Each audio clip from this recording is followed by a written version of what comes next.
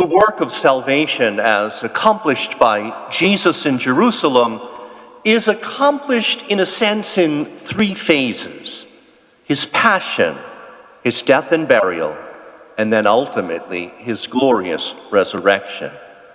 Yet being who we are as human beings who tend to want to move on to the rest of the story, especially if the ending is one in which all things turn out right, and in the case of Jesus, miraculously and gloriously so.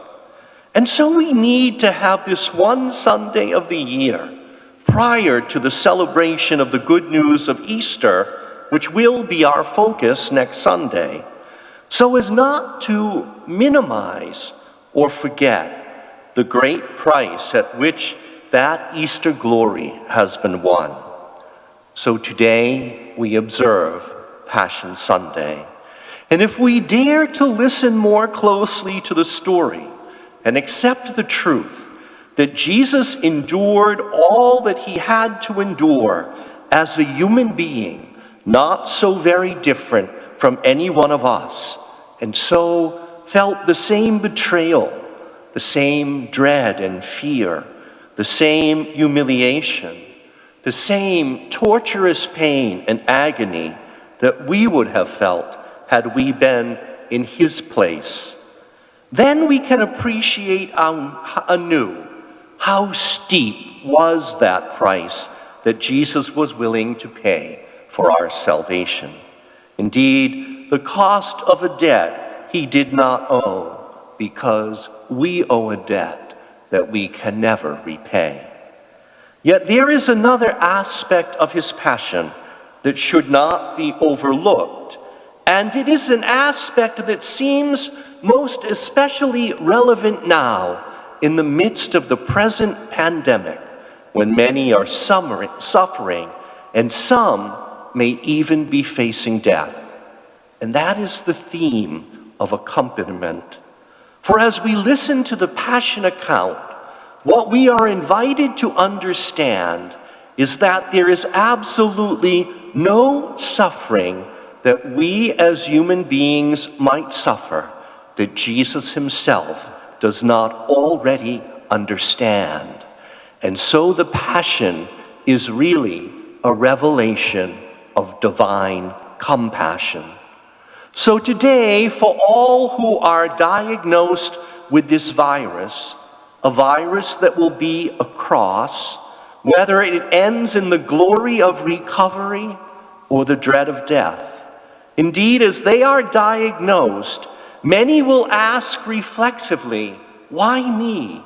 And they will feel the same injustice that Jesus had to feel as he was condemned by Pontius Pilate while Barabbas was set free. Their cross will be an illness, and their road to Calvary a physical struggle with the burdens that that illness imposes. Their flesh will not be pierced with nails, but with needles.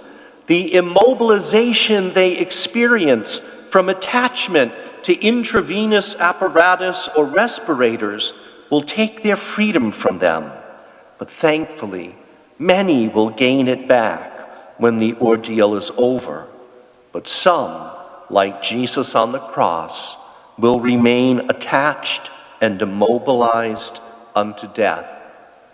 Many family members and friends will feel the same anguish as those who were with Jesus at Calvary, the fear and grief for the fate of their loved one, but the fear for themselves that their fate might also be the same. For many, Easter will come through recovery, for others not. Indeed, they will experience the same exhaustion that Jesus felt as he struggled to breathe on the cross, instinctively fighting that suffocation that is brought on by crucifixion until he could struggle no more. And like Jesus, those who are ill, becoming tired by their fight, some will say, it is finished, and surrender their final breath.